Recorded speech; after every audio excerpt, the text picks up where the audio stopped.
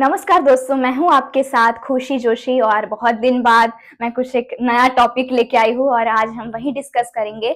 सब जानते हैं कि साइंस के अकॉर्डिंग सृष्टि की रचना कैसे हुई थी, लेकिन ज्यादातर लोग नहीं जानते हैं कि हमारे पुराणों में इस बात को कैसे दिखाया गया है।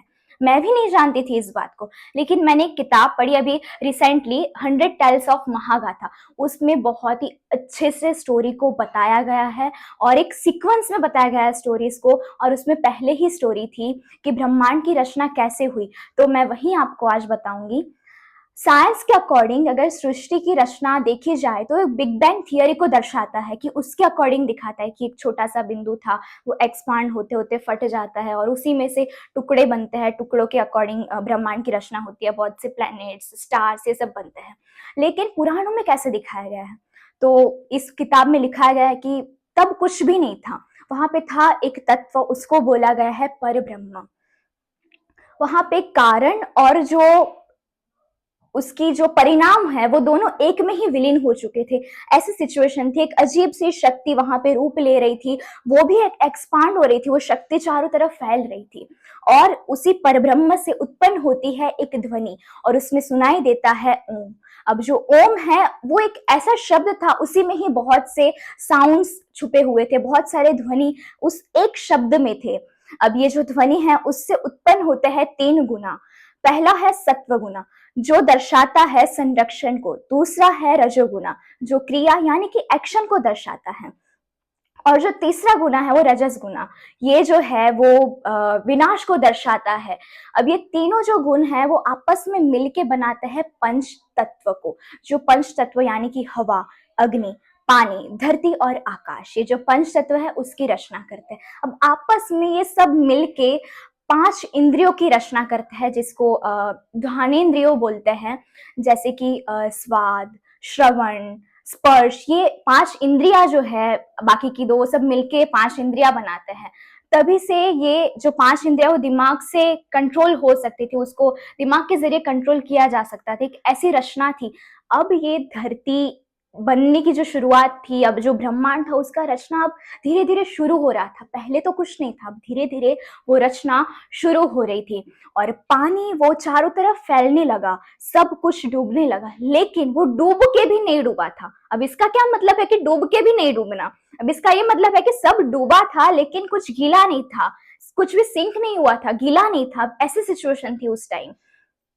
अब ऐसा माना जाता है कि पर ब्रह्म जो तत्व था, वो तत्व एक कमल के रूप में बैठा था। जैसे कि कमल होता है वो पानी पानी से घिरा हुआ होता है और कादव के बीच में, कादव पानी के बीच में वो खिलता है, उसी तरह पर ब्रह्म वो पानी के बीच में बैठे हुए थे। और इसीलिए पानी यानी कि जल यानी कि नारा, वैसे नीर बोलते हैं लेकिन नारा शब्द भी उसके लिए यूज होता है। नारा और निवास जहां पे रहते हैं उसको बोलते हैं आयान, यानी कि नारा और आयान मिलके बनाते हैं नारायण। इसीलिए उस पर ब्रह्म तत्व को बोला गया नारायण।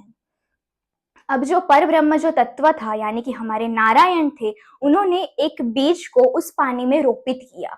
अब वो जो पानी था उसको ग्रोथ के लिए हेल्प करता है। अब वो जो बीज था वो ग्रो करने लगा और उसमें से वो एक अंडे का रूप धारण कर लेता है, एक अंडे के रूप में आ जाता है। अब जो पर ब्रह्म है वो उसमें एंटर होते हैं एज विष्णु जी, वो विष्णु के रूप में अंदर एंटर होते हैं। और वो पर ब्रह्म के जरिए वो डेवलप हुआ था। अंडे को पहले बोया तो पर ब्रह्म नाम के तत्व नहीं था, तो इसीलिए उस पर ब्रह्म नाम के तत्व को ब्रह्मांड भी माना जाता है, द कॉस्मोस। और वहीं से हम मानते हैं कि ब्रह्मांड की रचना शुरू हुई। और अब जब हमारे विष्णु के रूप में पर ब्रह्म नाम का तत्व अंदर एंटर होता है, कुछ टाइम बाद उनकी नाभि से एक 14 पंखुड़ियों वाला एक कमल खिलता है और उसी कमल से उत्पन्न होते हैं ब्रह्मा जी। अब जो ब्रह्मा जी है उनका स्वरूप ऐसा था कि वो कमंडल और एक माला पहन के वो धारण करके वो निकले हैं उस कमल से। और इसीलिए उनके भी बहुत सारे नाम उसके जरिए पढ़े गए, जैसे कि नाभिन जाना, ये सब नाम उनको दिए गए।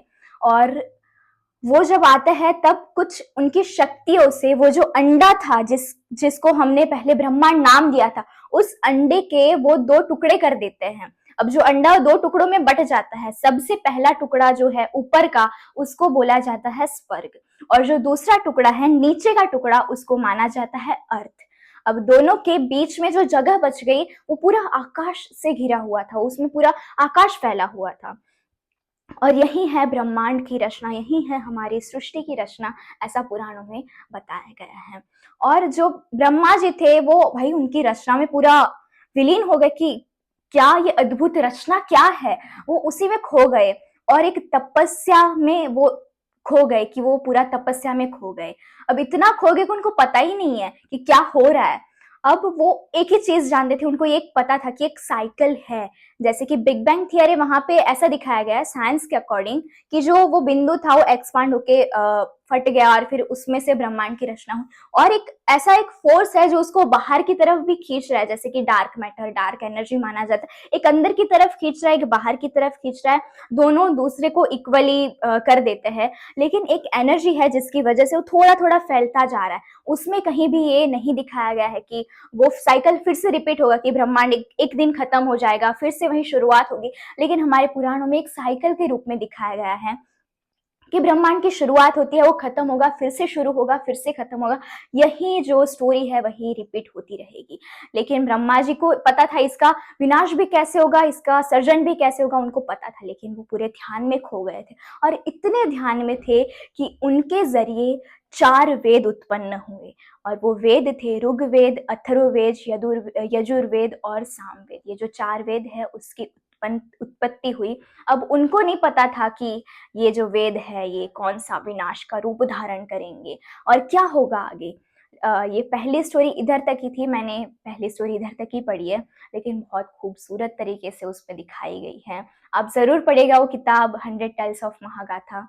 और अगले टॉपिक के साथ हम मिलेंगे फिर से, तब तक के लिए बाय।